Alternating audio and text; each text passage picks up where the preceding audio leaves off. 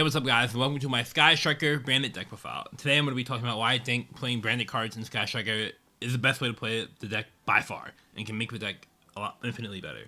So, starting off with the reasons why we're going to play Fallen the Virtuous in the deck, because I know what you're thinking. Did I misclick? Did I mean to add these cards to the deck? And the answer is no, I did not misclick. I think these cards are crazy.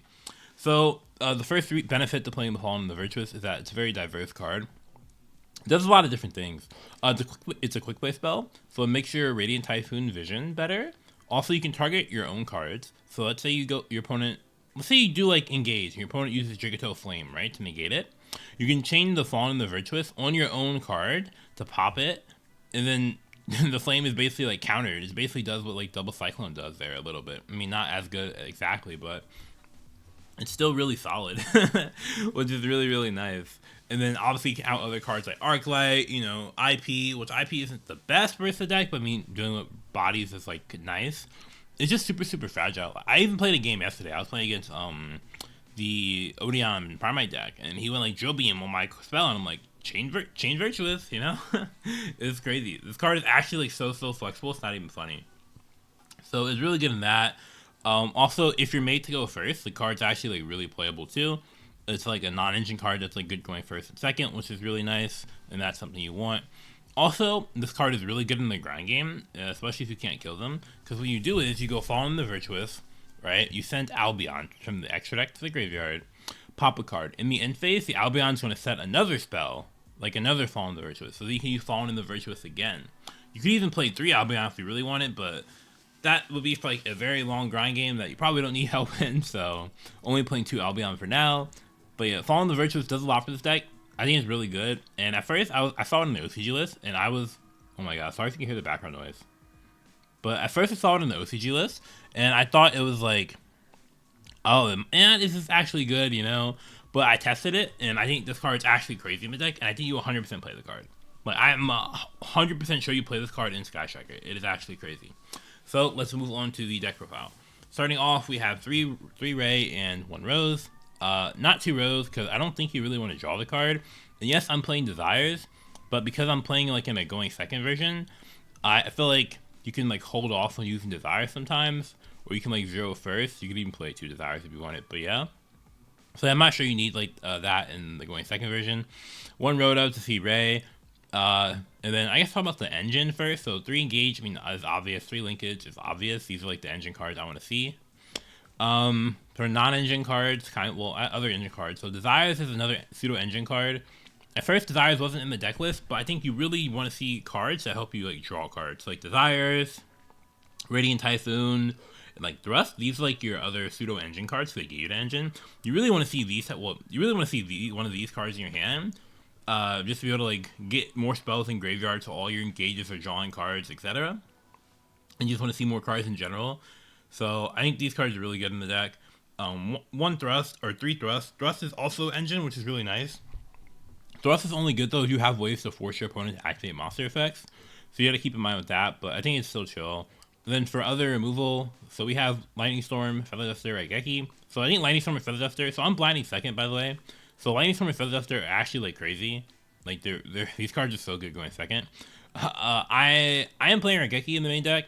Raigeki can conflict with Thrust sometimes, because like, obviously if you blow up their board, then, they won't have a monster for you to Thrust. But I think it's still chill, and I think Raigeki is good enough versus Yummy Mitsu that I want to play it. But you could like potentially not play the Raigeki as well. 3 Droplet, if they're able to put a body on board after they already have like, after like you blew up their board, then Droplet's really good. With like a surprise or prayers or whatever. So I think Droplet's really nice. It gets more spells in graveyard too. Dodges Dracotail Flame, Juiceful going first. Droplet's really solid. And then for the Sky Striker stuff, I guess not non-Sky Striker cards. Fallen the Virtuous, I already mentioned, I think these cards are really good. This card is so flexible. Its ceiling isn't insanely high, but it's like super, super flexible. So I'm liking this card a lot. 3 Widow Anchor, basically like the Sky Striker engine, and like the multi-roll, Shark Cannon, and the Lemnis Gate. Shark Cannon is for the Mitsu cards, and you really want it versus Mitsu cards. Technically, you can summon back an Arclight and like use its effect too, which is pretty cool. Something I was thinking about was Jamming Wave or Afterburner. Like, I was playing games, and I'm like, low-key, I kind of want Jamming Wave here. But I don't know if I want to play another Sky Striker one of them in the main deck. But I might at least like side the jamming waves because it seems like it would be helpful. But that's something I'm still like deliberating on. Next we have like just tactics for the thrust, and then call by. I mean, call by is insane in this format, right? But you call by the grave, hits what's it called? Sorry, I mean, it just hits everything. Hits Joel, which I'm not gonna lie, Joel SDKG. I'm gonna keep it 100. If they have Joel, you're probably losing the game. I did build my deck to be worse versus Joel. That is true. If you want to make your deck better versus Joel, you can play Evolving First. You can play more hand traps. But quite frankly, it's just bad. Like if they don't have Joel, your deck is just so much worse. So I just said fuck it, bro. You better draw that shit, and I'll make my deck insane if you like don't. If I don't get Joeled, make my win rate like 100%. Not 100%, but you know what I mean. But yeah. Then call by going second, obviously hit like Arclight, which is like a main reason to play it in the main deck. Yeah. And also call by can just help if it hits like an engine card, it's also nice because it helps you like win like the grind game super easily. For the extra deck, it's very, very flexible. I mean, 3-0, but you don't really need 3-0. You could make 2 work. 3 Kagari, Suzuku, Kaina, Hayate, Azalea, Zeke, SP, 2 Albion, and the Typhoon.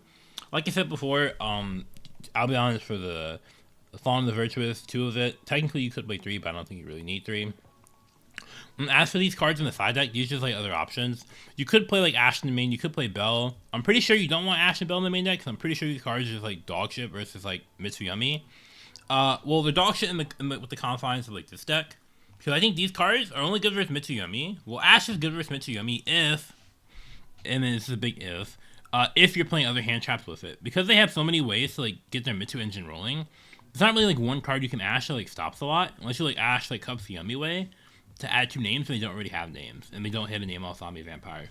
But because the engines like flex into each other, like they bridge into each other, like one Ash never really has a ton of value.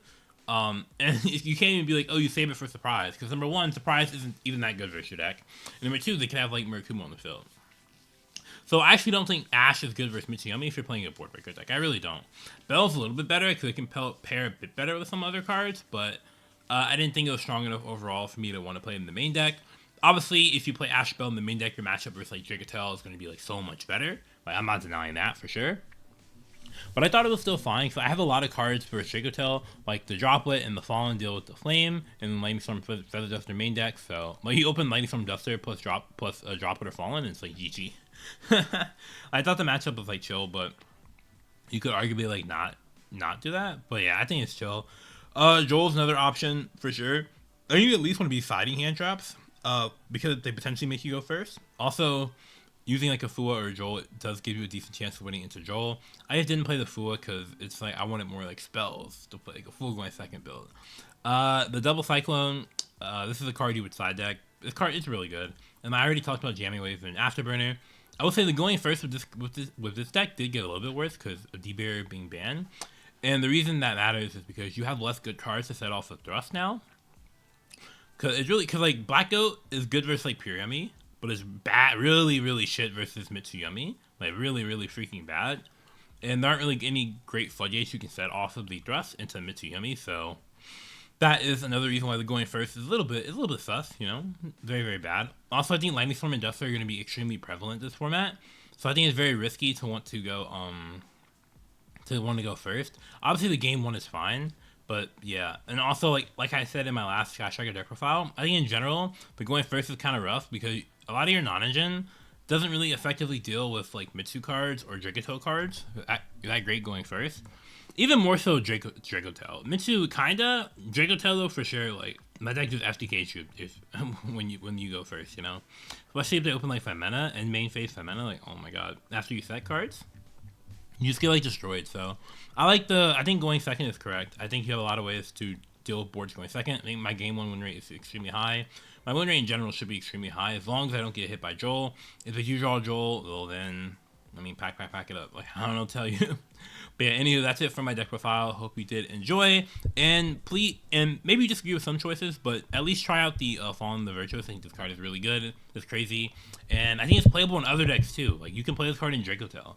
You can play a card, in so many different decks. I'll probably be uploading deck profiles with that soon. But yeah, anywho, hope you have a great day. Take care. Peace.